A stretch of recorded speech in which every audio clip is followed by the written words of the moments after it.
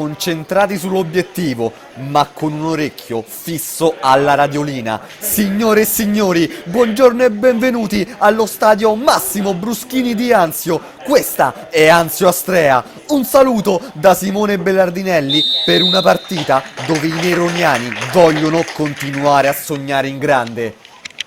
L'arbitro di oggi è il signor Bassoli della sezione di Monza. Si parte! Amico, mette giù la sfera. Lancia in avanti, in direzione di Di Curzio, che battaglia con Poltronetti, vince il duello! Ma strozza malamente il tiro col sinistro e spreca la prima buona occasione. Di Curzio, sulla fascia destra, uno sguardo in mezzo, pallone messo sul secondo palo, dove delle monache è tutto solo! E col destro batte Rizzaro e porta in vantaggio l'Astrea, che sblocca il match al Bruschini, 1-0. Parte Martinelli, in porta, e spinta corta, arriva giusto! E Strappetti si salva ancora, stavolta in corner. Va di testa Piccione, non trovando però nessun compagno, e allora De Gennaro subentra e mette in moto Bencivenga sulla fascia destra, sfida Arena, viene raddoppiato, chiede l'1-2 con De Gennaro, eccolo che lo chiude! Buona conclusione del numero 7, ma pallone al lato.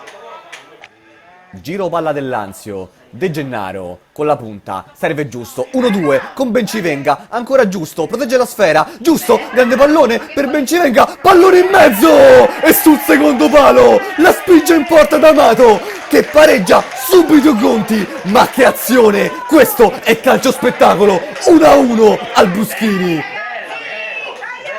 Si impegna Amico per raggiungere il pallone, lo fa molto bene, Servaglietti che cerca una soluzione, non trova spazi, allora torna indietro, a rimorchio, serve buona volontà col destro! Il pallone non scende abbastanza, ma buon tiro.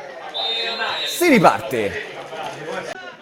Ecco D'Amato, spalle alla porta, finta e controfinta, per disorientare delle monache, ancora D'Amato, serve De Gennaro che guarda la porta, prova il tiro, centrale. Cruciani alza la testa e imbuca un pallone delizioso per Di Curzio che va col destro!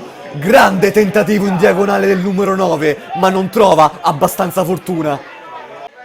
Conta i rimbalzi Bencivenga, spalle alla porta, contro Piccione che lo pressa, si appoggia giusto, che gli ridà la sfera, ancora il numero 7, sterza, manda al Piccione, Bencivenga col destro! Golasso del numero 7 ed Anzio che si porta in vantaggio sul 2-1, standing ovation meritatissima per Pietro Bencivenga, autore di un gol spettacolare, 2-1.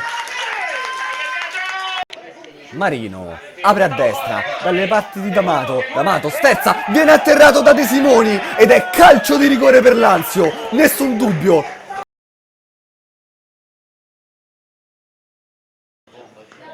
Martinelli contro Strappetti e vince il duello!